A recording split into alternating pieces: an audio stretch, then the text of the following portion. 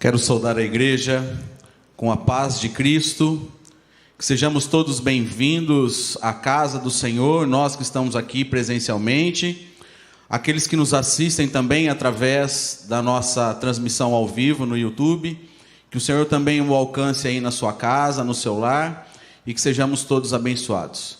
Quero agradecer primeiramente, já desde o início, a nossa escola sabatina, tão bem dirigida, um reestudo de lição tão gostoso de assistir, aos amigos do louvor, irmã Adriana, sua voz é abençoada, e não poderia ter escolhido um hino tão certo para o dia de hoje, Uma mensagem tão profunda, também a Isa, pela historinha das crianças, e por todos vocês que decidiram deixar a sua cama quentinha, no conforto da sua casa, nesse sábado chuvoso, convidativo a ficarmos em casa.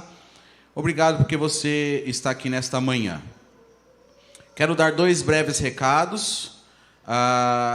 Os aventureiros e os desbravadores estão fazendo as inscrições para este ano das suas atividades, ali no pátio da igreja. Se você é da idade de desbravador, e se seus filhos são de idade de aventureiros, você pode procurar as equipes que estão lá fora, fazendo as inscrições. Aos que estão em casa, vocês podem procurar a direção dos aventureiros, a direção dos desbravadores também, para realizar a sua inscrição. Eles estarão no próximo sábado também, ali no pátio, fazendo as inscrições para este próximo ano. Dado o recado, quero compartilhar com os irmãos um pedido de oração que foi me passado agora ali fora. Compartilhar com os irmãos e colocar o nome desta pessoa nas orações de vocês e na nossa também. Uma querida irmã nossa chamada Maitana, ela é parente da irmã Sandra Mosca. Ela sofreu um acidente de moto esta semana, um acidente aparentemente leve. Ela se levantou do acidente, foi para casa, não sentia nada, apenas ali o ralado do joelho, um desconforto. Depois de alguns dias, ela não conseguia levantar da cama. Foi levada ao hospital e foi diagnosticado uma lesão no fígado e uma no rim. O fígado, ele é autorregenerativo e já se regenerou. Mas os rins estão dando problema e ela precisou ser transferida para Rio Preto. Vejam, um acidente aparentemente inofensivo. Então, coloquem o nome da Maitana nas suas orações, para que o Senhor possa restaurá-la e ela possa dar o testemunho da restauração do Senhor aqui um dia. Tá bom? Convido a todos para curvarem suas frontes, vamos falar com o nosso Deus. Santo eterno Deus, nosso Pai que estás nos céus, até agora, nós rendemos louvores e adoração a Ti, através das músicas cantadas, através do que foi falado, da nossa oração, da nossa reverência. E este é o momento em que nós estamos prontos para ouvir a Tua palavra. E rogamos a Ti, Senhor, que o Teu Santo Espírito, neste momento, abra os nossos corações e o nosso entendimento, para nos tornar, Senhor, receptivos à Tua palavra. E que aquilo que nós viemos buscar, saiamos preenchidos, que é o Teu amor, a Tua bondade e a Tua misericórdia. E que saiamos daqui, Senhor, renovados na Tua palavra. Usa este Teu servo, Senhor, para transmitir a mensagem que o Senhor tem para esta igreja nesta manhã. É o que nós rogamos, em nome de Jesus. Amém. Se você trouxe a sua Bíblia, eu peço que você abra no livro de Lucas, Evangelho de Lucas, no capítulo 15. Se você está com o seu celular, com o seu tablet, também mantenha aberto aí, acessado. No livro de Lucas, no capítulo 15, nós vamos estudar do verso 11 em diante. Hoje já não se ouve mais tanto o folhear das Bíblias, Hoje você fala para a pessoa já, aqui rapidinho está aberto, Tecnologia, ela veio também para facilitar a nossa vida. Se você já encontrou o texto aí, você já vai ver que nós vamos hoje meditar a respeito de uma parábola. Uma parábola muito conhecida, uma parábola que talvez você conheça de frente para trás, de trás para frente. Mas eu sou um entusiasta de parábolas. Eu gosto bastante de estudar as parábolas de Jesus. Gosto muito. Por quê? Porque nas parábolas a gente consegue tirar inúmeras lições. E eu já tive a oportunidade de estar aqui à frente, em outras ocasiões, pregando sobre esta parábola. E o que nós vamos discutir hoje, em nenhuma das vezes que eu estive aqui à frente, eu tenho certeza que não será passado algo que já foi falado. As parábolas são incríveis por causa disso. Se você colocar 10 pessoas para pregarem a respeito de uma determinada parábola, 10 pregadores, os 10 falarão alguma coisa diferente da mesma história e nos trará conhecimentos diversos a respeito dessa mesma história. Então, se você está aí com a sua Bíblia aberta, acompanhe comigo a leitura a partir do verso 11. Continuou: certo homem tinha 2 filhos. O mais moço deles disse ao pai: Pai, dá-me a parte dos bens que me cabe. E ele lhes repartiu os haveres. Passados não muitos dias, o filho mais moço, ajuntando tudo o que era seu, partiu para uma terra distante, e lá dissipou todos os seus bens, vivendo dissolutamente. Depois de ter consumido tudo, sobreveio àquele país uma grande fome, e ele começou a passar necessidade. Então, ele foi e se agregou a um dos cidadãos daquela terra, e este o mandou para os seus campos, para cuidar de porcos. Ali, ele desejava alimentar-se das alfarrobas que os porcos comiam, mas ninguém lhe dava nada. Então, caindo em si, disse: Quantos trabalhadores de meu pai têm pão com fartura, e eu aqui morrendo de fome? Levantar-me-ei, irei ter com o meu pai, e lhe direi: Pai, pequei contra o céu e diante de ti. Já não sou digno ser chamado teu filho. Trata-me como um dos teus trabalhadores. E levantando-se foi para o seu pai. Vinha ele ainda ao longe, quando seu pai o avistou. E compadecido dele, correndo, o abraçou e o beijou. E o filho lhe disse: Pai, pequei contra o céu e diante de ti. Já não sou digno de ser chamado teu filho. O pai, porém, disse aos teus servos: Trazei depressa a melhor roupa, vesti-o, ponde-lhe um anel nos dedos e sandálias nos pés. Trazei também e matai um novilho cevado. Comamos e regozijemo-nos, porque este meu filho estava morto e reviveu, estava perdido e foi achado. E começaram a regozijar-se. Ora, o filho mais velho estivera no campo, e quando voltava, ao aproximar-se da casa, ouviu as músicas e as danças. Chamou um dos criados e perguntou-lhe que era aquilo. E ele lhe informou: Veio teu irmão, e o teu pai mandou matar um novilho cevado, porque o recuperou com saúde. Ele se indignou, não queria entrar. Saindo, porém, o pai procurava conciliá-lo. Mas ele respondeu a seu pai: Há tantos anos te sirvo, sem jamais transgredir uma ordem tua, e nunca me deste sequer um cabrito para alegrar-me com os meus amigos. Vindo, porém, este teu filho, que desperdiçou os teus bens com meretrizes, tu mandaste matar a ele um novilho cevado? Então lhe respondeu o pai: Meu filho, tu sempre estás comigo, tudo que é meu é teu. Entretanto, era preciso que nos regozijássemos e nos alegrássemos, porque esse o teu irmão estava morto e reviveu, estava perdido e foi achado. Uma história que nós já lemos diversas vezes. Acontece que no passado, nos anos 60, 70, existia um pastor missionário que trabalhava no Líbano. O nome dele era Kenneth Bailey. E ele, costumeiramente, ao ter contato com aqueles homens do deserto do Líbano, contava esta história, esta parábola para aqueles homens.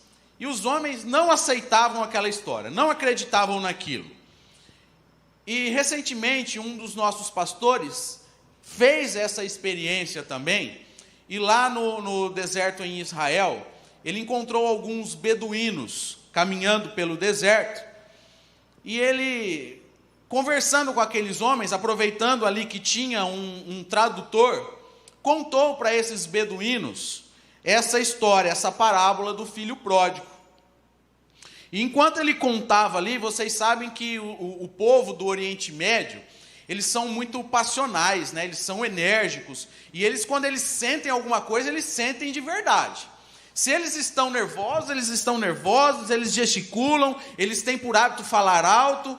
Se eles estão aborrecidos, eles rasgam suas vestes, ali onde eles estão mesmo. Se eles estão de luto, pegam terra, cinza, jogam na cabeça, puxam, rasgam, arrancam os fios da barba. Eles são, quando sentem mesmo, E quando esse pastor contou esta parábola para aquelas pessoas, aqueles beduínos lá, eles reagiram dessa força. E eles falavam: não, pode parar. É mentira isso que você está falando. E o pastor ficou assustado com aquela reação, E insistiu com eles: mas por que vocês acham que essa história é mentira? E aí um daqueles beduínos falou assim: esse jovem não teria essa coragem de fazer isso. Mas como não teria coragem? Ele não faria isso com o seu pai.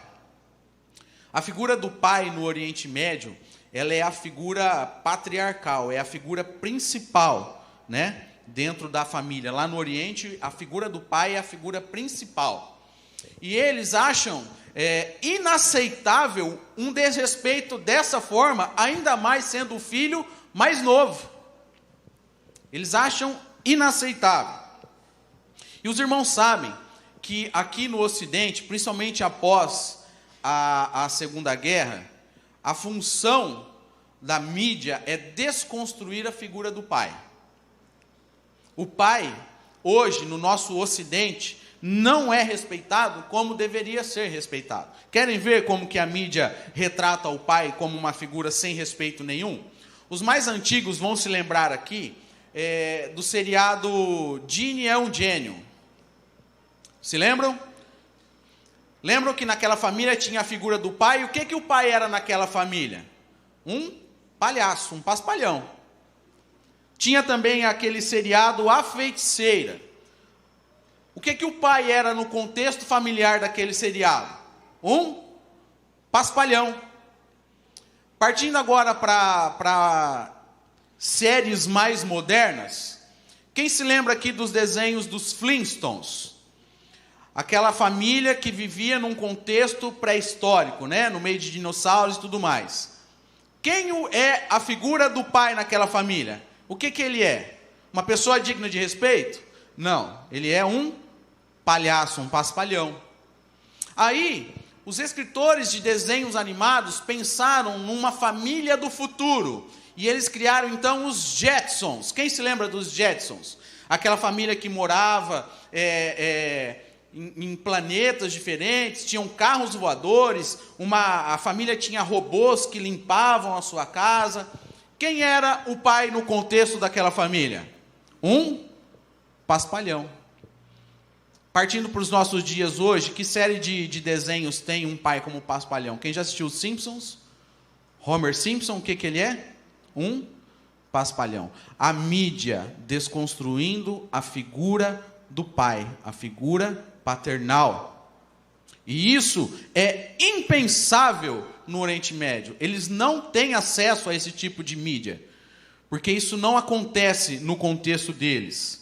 Oriente Médio, o pai é a figura de respeito, e logo após a figura do pai é o filho mais velho, o primogênito. Por isso que os beduínos, quando ouviram aquela história contada pelo pastor adventista, não aceitavam.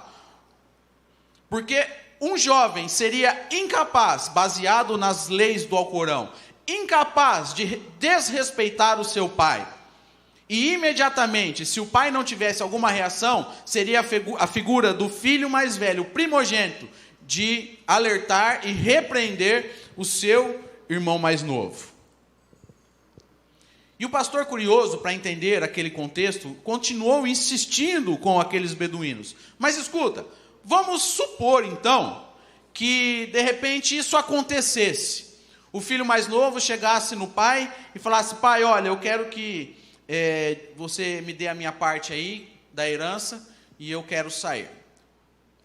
Aí um dos líderes dos beduínos respondeu assim: hipoteticamente, se isso chegasse a acontecer, o pai imediatamente esbofeteava o rosto do seu filho, o expulsaria de casa, e provavelmente, diante das leis do Alcorão, o conselho de anciãos daquela aldeia se reuniria e ele seria apedrejado.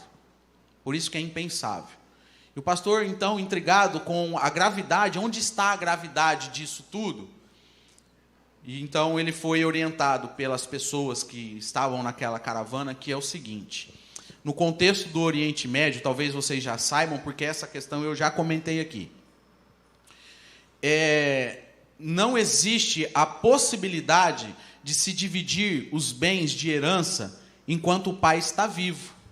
Aqui, no Ocidente, é possível, né? Você faz lá o contrato, distribui lá os seus bens para os seus filhos com o seu usufruto. E quando você deixar de viver, quando você morrer, então já está tudo dividido, não vai ter aquela dor de cabeça de inventário e tudo mais. Mas lá não existe essa possibilidade. A herança só pode ser dividida quando a figura do pai morre. E mesmo assim, o filho mais velho assume o lugar do seu pai. E então, quando os outros filhos atingem a maioridade deles lá, é que é tudo dividido. Então, a ofensa para aqueles beduínos foi explicada justamente por causa disso. É impensável um filho chegar num pai e pedir a antecipação da herança. Sabe por quê? Porque o filho, ao chegar diante do seu pai e pedir para que antecipe a sua herança, é o mesmo que ele estar desejando o quê? A morte do seu pai. Ofensa maior do que essa não existe para eles. Por isso que talvez, por diversas vezes, a gente tenha lido a parábola do filho pródigo, e talvez essa parábola não tenha chocado a nós, mas traz para o nosso contexto ocidental. Imagina você, que é pai de 2 filhos, ou mais, e você criou ali, você capitalizou durante a sua vida, você conseguiu conquistar uma empresa, uma casa,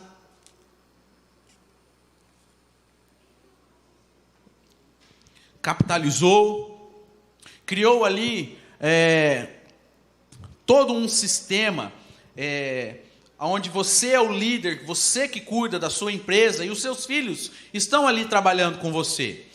E a figura do filho mais velho é aquele filho que é o primeiro a chegar. Ele que abre a empresa, ele que liga os computadores, ele delega as funções para os funcionários. Se você chegar no final da tarde, a empresa já está toda fechada, e você olhar lá na mesa dele, a tela do computador dele está ligada, porque ele está ali trabalhando, tentando criar estratégias para aumentar ainda mais a empresa, para capitalizar mais, criar filiais. Ele tem a plena consciência de que se o dia que o seu pai chegar a faltar, é ele que vai assumir os negócios da família. Então ele é um filho dedicado, ele trabalha, ele obedece, ele ajuda seu pai, e o seu pai então já não se preocupa tanto com a sua empresa.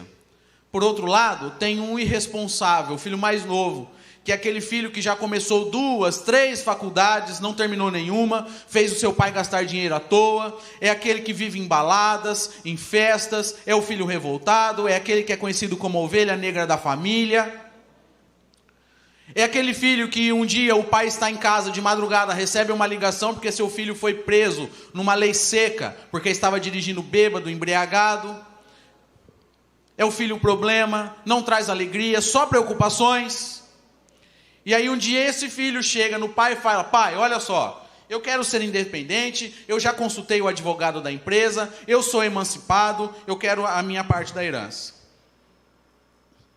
Então o pai cai na besteira de vender parte da empresa, o setor de transportes, e terceirizar. Capitaliza aquilo, transforma em dinheiro, entrega na mão do filho e fala: ó, tó, aquilo que você me pediu.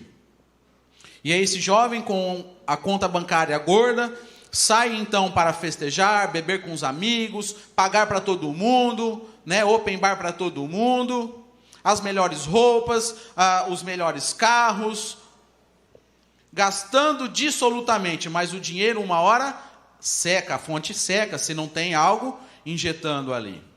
E aí, da onde ele estava morando, de um hotel luxuoso, passa a morar então numa pousada, da pousada para uma pensão, da pensão para a sarjeta. E aí ele cai na real: peraí, que idiotice que eu fiz. Enquanto eu estava com meu pai, eu tinha isso tudo, e agora olha onde eu estou, na Cracolândia, em São Paulo. Então ele pensa assim: não, eu vou voltar e vou pedir perdão para o meu pai. Vou chegar nele e falar: pai, olha, eu errei, eu reconheço, peço perdão, gastei seu dinheiro à toa aí, ó, fiz o senhor perder capital, perder espaço no mercado, por causa da minha responsabilidade, o senhor me perdoa? E aí o que o pai faz? Lembram-se na parábola do filho pródigo, que quando o filho mais moço chegou na casa do pai dele, o pai dele falou assim: olha, tragam para ele o quê? A melhor roupa, coloquem sandálias nos seus pés e o que no dedo? Um anel. Lembram-se de José? Qual foi o presente que o pai deu para ele que causou aquele alvoroço todo entre os seus irmãos? Uma túnica colorida. Olha só, hein? Um filho diferenciado, um filho querido. E lembram-se quando José, já lá no Egito, o faraó foi transferir para ele toda a sua responsabilidade, falou assim: olha, você só não manda em mim, agora você vai mandar em tudo, você só deve satisfação a mim. O que o faraó mandou fazer nele? Colocar o quê? Sandálias nos pés e um anel no dedo. Sabe o que isso quer dizer? Que ele agora estava recebendo um cargo de chefia, ele ia gerenciar a empresa do pai dele. E o filho, do contexto da parábola do filho pródigo, depois de ter feito isso tudo, o pai dele mandou um anel no dedo dele, uma túnica e sandália nos seus pés, e falou: agora você que vai comandar isso aqui. Eu não sei vocês, irmãos, não quero causar aqui nenhum tipo de polêmica, mas eu estou com o mais velho e não abro. Você não ficaria revoltado com essa situação? Mas pai, todo tempo eu sou o primeiro a chegar, eu sou o último a sair, eu não esbanjo o seu dinheiro, eu fiz a faculdade de administração pensando em tocar os negócios da família o dia que o senhor chegar a faltar, e esse aí gasta o seu dinheiro, descapitalizou a empresa, perdemos parte da nossa empresa e agora ele é o meu gerente, não posso aceitar. Se você fosse o irmão mais velho, o que você faria? O irmão mais velho, na história do filho pródigo, estava no campo, ouviu as festas e chegou lá, perguntou para um dos empregados o que estava acontecendo. Falou: não, eu não entro mesmo. E o que precisou fazer, o pai fazer? Foi até lá fora, na porta, tentar conversar com o seu filho. Escândalo no Oriente Médio, com os beduínos, escândalo conosco no Ocidente. Parece ridículo uma história dessa. Por isso que chamou a atenção dos beduínos. Ele falou: não, para, que isso aí não existe. Isso é irreal. Isso é ridículo. Irmãos, eu creio que Jesus não contava histórias ridículas. Jesus não contaria histórias que não teriam uma lição muito mais profunda do que nós podemos imaginar. O que parece estranho para nós hoje, nessa história, o que parece estranho para o povo do Oriente Médio nessa história, ridículo, tem um significado muito profundo, muito profundo. Mas os irmãos percebem que parece que essa parábola do filho pródigo, ela não tem um fim. Como é que termina a história do filho pródigo? O pai, lá na porta, tentando convencer o filho mais velho de que não tem problema, vamos entrar, vamos regozijar. O seu irmão estava perdido, estava morto, mas reviveu, ele foi achado. Mas e aí? O filho mais velho entrou para festejar? O filho mais velho entrou, aceitou? A história não fala. Vindo, porém, esse teu filho que desperdiçou os teus bens com meretrizes, tu manda matar para ele um novilho cevado? Então respondeu o pai: filho, tu sempre estás comigo, tudo que é meu é teu. Entretanto, era preciso que nos regozijássemos. Mas não fala se ele entrou, ou se ele saiu, se ele deu as costas e foi embora. Parece aquelas novelas mexicanas, né? Quem já assistiu novela mexicana? Ninguém? Muito bem, parabéns. Maria do Bairro, as Marias do SBT. Que bom, estou falando com um adventista, então. Eu já assisti algumas vezes, algumas coisas. Né? E o que novela mexicana acontece? Está lá o Alberto Roberto, e ele falando com a sua amiga ali, Maria do Bairro. Olha, nós não podemos nos casar. Mas por que, Alberto Roberto? Porque nós somos irmãos. Tchan. Aí embaça a tela, embaixo, a seguir cenas do próximo capítulo, e aí só no outro dia. Mas acontece que se você está assistindo e dá um êxtase desse, né, chega nesse ápice da novela e a novela não continua, acabou ali. Que graça tem assistir a novela? Nenhuma. Por que a parábola do filho pródigo parece que não tem um final? Por que a gente não consegue entender o contexto? Porque, para nós entendermos isso, nós vamos para a primeira palavra que está no verso 11. Qual que é a palavra que começa o verso 11? Quem? Fecharam a Bíblia? Desligaram o smartphone? Qual que é a palavra? Continuou. Continuou é uma palavra que sugere que alguma coisa foi dita antes. Ou seja, existe um contexto antes para que a parábola tivesse sido contada. É uma interjeição, é uma palavra que denota que existe alguma coisa. Por exemplo, estou aqui falando já há quase 15 minutos. E aí chega alguém ali na porta agora, no meio da nossa palestra, e ouve eu falando assim: então eu continuo dizendo. Ele vai entender alguma coisa do que eu vou continuar dizendo? Sim ou não? Não, por quê? Porque ele não ouviu o que eu disse antes. E Jesus então continuou. E logo, imediatamente antes da palavra continuou, o que é que nós temos aí? Que texto nós temos aí? Qual que é o subtítulo? Que começa no verso 8. A parábola da...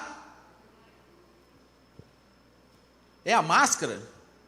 Que parábola que está aí? Dracma perdido. O que é uma dracma? Quem sabe me falar? Uma moeda.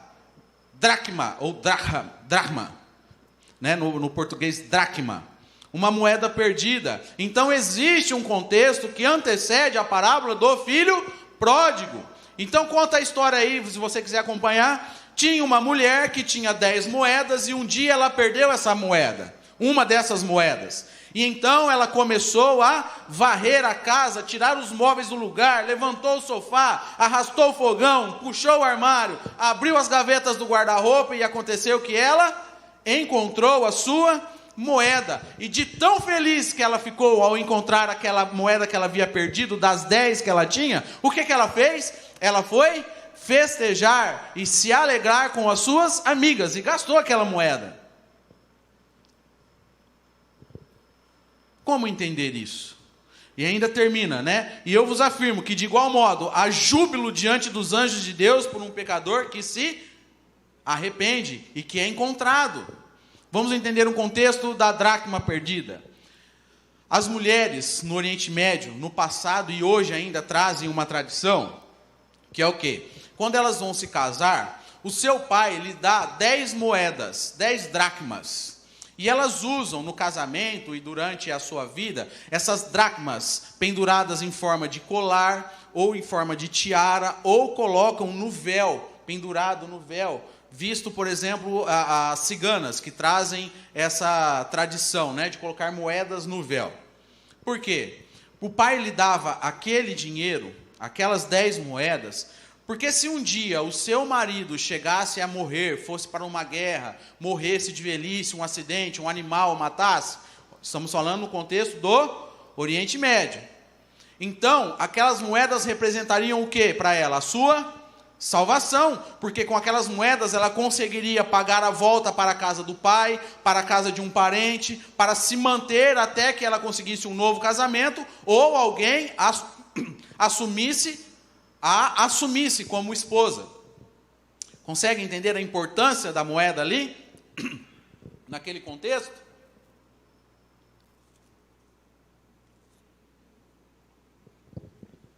Por isso que quando ela varreu a casa, levantou os móveis, encontrou a moeda, ela se alegrou e foi festejar. E o verso termina.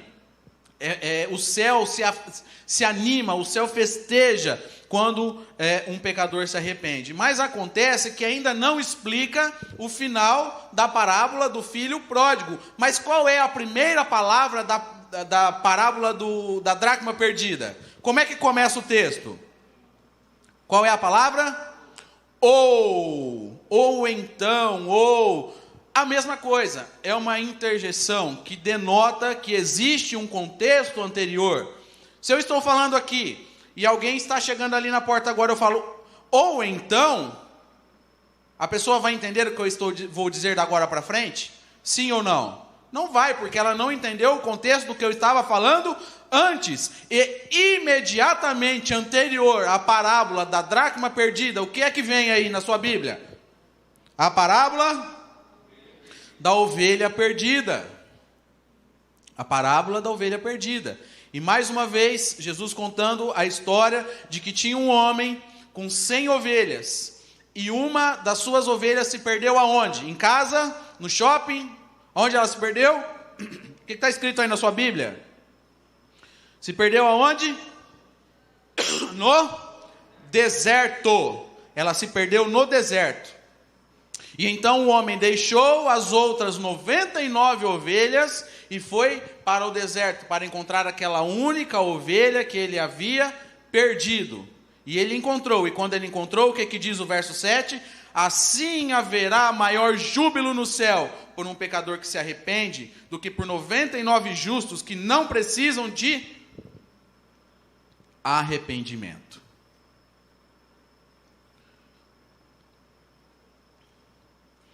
A dracma estava perdida aonde? Aonde? Dentro de casa. A ovelha estava perdida aonde?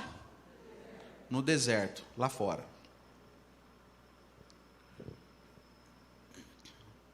Imediatamente no início da parábola da ovelha perdida, existe uma palavra. Qual é a palavra?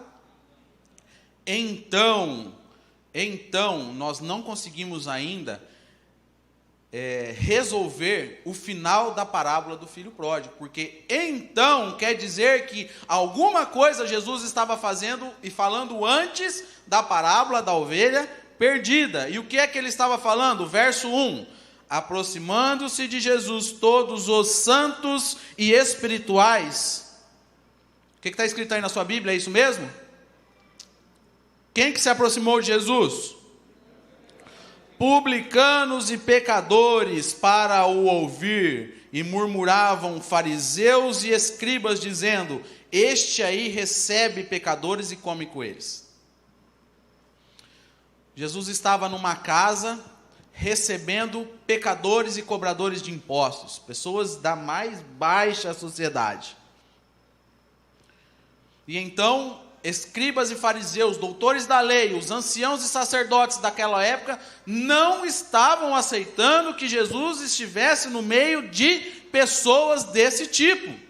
E estavam murmurando: aonde já se viu Jesus sentado ali, comendo no meio de pecadores? Uma janelinha aqui, irmãos. O texto diz: Jesus, aproximavam-se de Jesus e Jesus os recebia.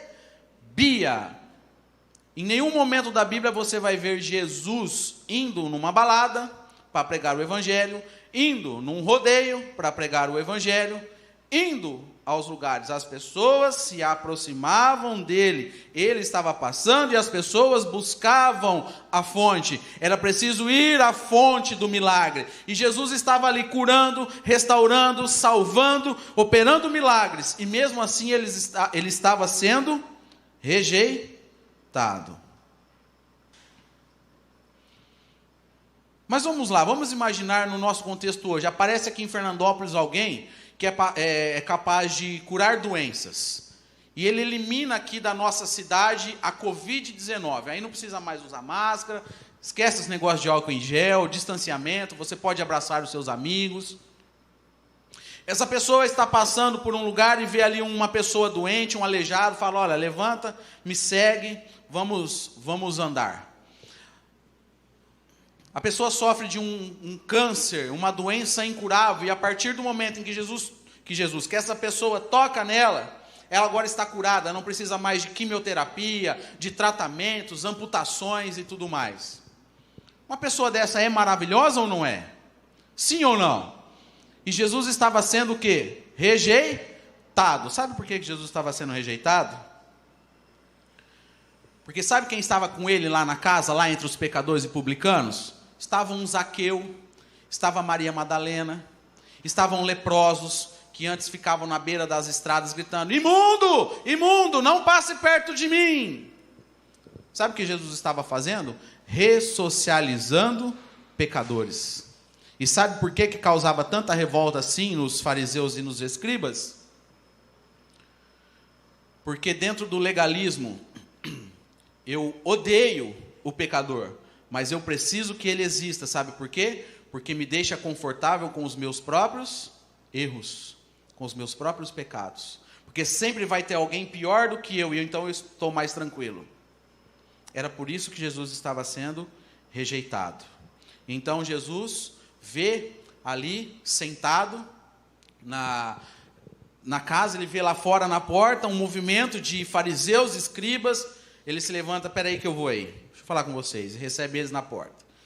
O que é que está acontecendo? Ah, Senhor, o Senhor está comendo aí na mesma mesa com Maria Madalena, com Zaqueu, com aqueles leprosos. Isso não pode acontecer, você está ressocializando eles. Aí Jesus olha para esses fariseus, escribas, e fala assim: olha, deixa eu te contar 3 historinhas, posso te contar? Ovelha perdida, dracma perdida e o filho pródigo. Entenderam agora o contexto do filho pródigo? Então nós temos aqui ovelha perdida, dracma perdida, filho pródigo. Ovelha perdida. A ovelha, ela sabia que ela estava perdida, sim ou não? Sim ou não? Lógico que sabia. Quem aqui já teve cachorro? Gato. Quando um animalzinho se perde, ele sabe que se perdeu, sim ou não? Sabe que se perdeu. Ele não tem a consciência de como voltar, mas ele sabe que ele está perdido, porque ele não tem mais o seu carinho, ele não tem mais a sua comida. Então o animal sabe que está perdido. A ovelha sabia que estava perdida, sim ou não? E ela estava perdida onde? Lá fora. Agora aqui nós temos a dracma perdida, a moeda perdida. Moeda sabe que está perdida? Não sabe? Não sabe. É um objeto inanimado, mas ela estava perdida onde? Dentro de casa. E agora, finalmente, nós temos a parábola do filho pródigo. Um filho que estava perdido lá fora e um filho que estava perdido aonde? Aqui dentro. Ah, mas como assim? Perdido aqui dentro? Perdido aqui dentro. Olha comigo no comecinho do capítulo. Certo homem tinha 2 filhos. O mais moço deles disse ao pai: pai, dá-me a parte dos bens que me cabe. E o que está escrito aí? Ele o quê? Lhes repartiu os haveres. Ele também recebeu herança. E se calou. Por isso que para os beduínos, no início da nossa palestra, era impensável aquela história. Um filho jamais chegaria no pai, porque se o pai não reagisse, o mais velho ia esbofetear o mais novo. E ele fez o que? Ele se calou, porque ele também recebeu a sua herança, os seus haveres. Um filho sabendo que estava perdido lá fora, uma ovelha perdida, e aqui dentro o quê? Uma dracma perdida. Não sabia que estava perdido, mas estava dentro de casa. Jesus estava com os pecadores. Jesus estava comendo com os pecadores. Jesus estava ressocializando pecadores. Atrás dele, Jesus na porta, atrás dele, pecadores que eram que? Ovelhas perdidas, que foram resgatadas. Diante dele estava quem? Dracmas perdidas, que não sabiam que estavam perdidos, mas eram o quê? Líderes religiosos daquela época. O Senhor prefere muito mais a sinceridade de um pecador do que a hipocrisia de um santo. Eu não sei se nesta manhã, se eu estou pregando aqui na igreja ou para quem está nos acompanhando lá pela nossa transmissão, se você se identificou com uma dracma perdida, se você se identificou com uma ovelha perdida, se você se viu como o filho perdido, o filho moço, ou como o filho mais velho, perdido dentro da própria casa do Senhor. O fato é que a parábola do filho pródigo, ela não fala sobre os filhos. A parábola não é para enaltecer o que os filhos fazem, o que os filhos fizeram. A parábola do filho pródigo é um pai, é a história de um pai que estando você dentro ou fora, ele está à sua procura, está à sua busca, não importa o que você faça, o quão longe você vai. Sempre existe um pai procurando alcançá-lo. E sabe qual que é a nossa função dentro da graça, dentro da salvação? É não atrapalhar o trabalho de Deus. Se eu fui alcançado pelo Senhor, glória a Deus, obrigado Senhor, porque um dia me alcançaste, mas não atrapalha o trabalho do Senhor para alcançar outras pessoas, não seja uma pedra de tropeço para outras pessoas serem alcançadas. Todo mundo sabe que numa ocasião de um afogamento, se você atrapalhar o serviço, o trabalho de um salva-vidas, o que vai acontecer? Morre você e o salva-vidas. Se você se mantiver calmo, fazer tudo o que ele está te orientando, os dois voltam sãos e salvos para a praia. Que o Senhor nos abençoe, nos ajude a compreender que nós não podemos atrapalhar o trabalho de Deus na graça, na salvação. Que ao aceitarmos a graça e a salvação do Senhor em nossa vida, nós regozijemos quando o Senhor alcançar outros que estão perdidos lá fora. Já disse isso aqui diversas vezes, igreja não é um lugar de santos e espirituais. Igreja é um hospital de pecadores, de doentes espirituais. Se você vem à igreja procurando basear a sua espiritualidade, basear a sua comunhão com Deus no que o irmão apresenta para você, nós estamos todos aqui com máscaras. A máscara da Covid e as nossas máscaras. Quem te conhece melhor? Aquele que convive com você diariamente. Então não baseie a sua espiritualidade naquilo que você vê no seu irmão. Pode ser que ele esteja pior do que você. Que Deus nos abençoe, abra os nossos olhos e nos ajude a compreender que pouco tempo resta para nós. Na lição hoje foi falado sobre isso, né? Sobre isso. Amanhã pode ser o quê? Muito tarde. Que Deus nos abençoe.